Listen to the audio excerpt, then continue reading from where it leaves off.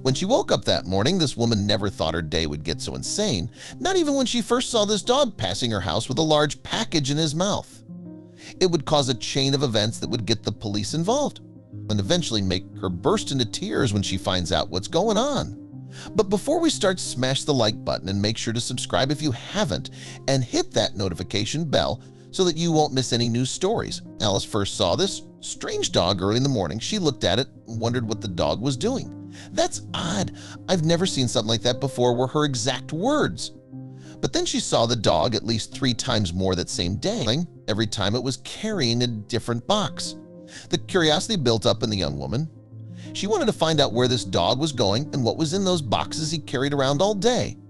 She then made the conscious decision to follow the Labrador just to see what was up. Alice grabbed her coat and rushed out the front door. Alice was just in time because seconds later the dog had already passed a corner. She picked up the pace, trying to close the distance between her and the dog. Alice was shadowing the dog for about half an hour now, and their journey led them to a bad part of town. Eventually, the dog stopped in one of them. It seemed to be searching. It walked back and forth in the alleyway a couple of times, and eventually he stopped in front of a worn-down building. It had no doors or windows, just holes. And after about a minute, a man stepped out into the opening. The man looked like he had not eaten or washed in weeks. The appearance of this man did not seem to scare the dog one bit. The dog put the package down on the ground before him, and Alice saw the man grab an item out of it. It was too dark in the alleyway to see what it was, but that made Alice even more curious. Alice did not have long to ponder this idea, though, because before she knew it, the dog grabbed the package again and jolted off. He ran deeper into town, passing through even rougher neighborhoods. Alice got scared. "This is not the kind of place I like to walk around," as she thought to herself. She kept following at a safe distance and then saw the dog make multiple deposits with a lot of sketchy-looking people. Every time they took one item out to then send the dog on its way again. What could be in there? She started to speculate as she followed the dog's route. Could there be drugs in there? Because after about 10 drop-offs, this dog was about to touch base. It stopped in front of an old house. The dog seemed to know this place very well. Alice watched as she saw the front door of the house open up. An elderly man of about 60 years old stepped outside and greeted the dog. He was the first to wear normal clothes, and the man first looked around suspiciously like he didn't want to be followed. Afterwards, he invited the dog inside, and she wanted to investigate but was afraid to do so alone. What if this man saw her and attacked her? That's when Alice decided to call the police. The wait for the police was excruciating, and with every minute passing, the chance of getting caught increased.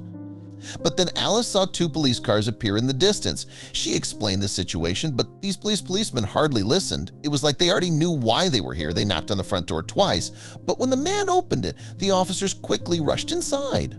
Alice rushed to the window. She saw 2 policemen holding the man and 1 officer going through all the stuff. "These are the stolen goods we were looking for," he yelled. The man was handcuffed and taken to the car. Alice was only just able to ask what was happening. He told Alice that the man was a thief and that he deserved to go to jail. The officers drove off before Alice could ask for more details. Alice couldn't resist to enter the front door that was still open, and she saw that the cans and boxes were all food. And on the ground stood the dog's old package. "This is where it all started. That one package led me to all this," Alice mumbled. She crouched down and decided to open the box, and she was finally going to see what all the fuzz was about. The box was almost empty, except for a few canisters of food and a note. And this note was the explanation she was waiting for all this time. And it told her who the man was, who the dog was, and why all the things she saw today made perfect sense in the end. Alice read as tears quickly filled her eyes. She dropped to the ground and started crying. And the note explained that the man's name was Thomas, and that until recently he was a homeless man who had struggled basically his entire life. But he was given a lifeline. A kind woman took him in, fed him, and gave him a second chance at life. But there was a problem. Because of this kickstart, he managed to get a low-paying job again, and he even was able to afford the rent of his own new house. But something kept feeling wrong. He had been so lucky. He and his dog were warm, dry, and fed. But guilt plagued his mind, because every day when he walked home from work, he still saw tons of people who were struggling on the streets, people sleeping in abandoned buildings or under bridges. And Thomas couldn't just do nothing. That's why he made the conscious discussion to help them out. The note was an explanation to the homeless people, telling them that there was someone looking out for them. It explained Thomas' position in all this and told the homeless people to take one canister of food from the box so everyone could have something to eat. And that's where the dog came into play.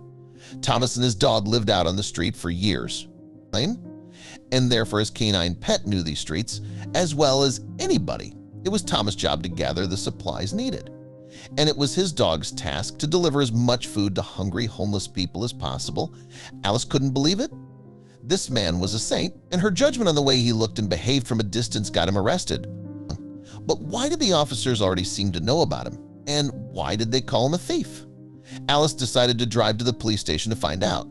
The policeman told Alice that a large food warehouse had been robbed multiple times over the last month, and that the stolen food was found in this man's home. Alice asked if she could speak to Thomas.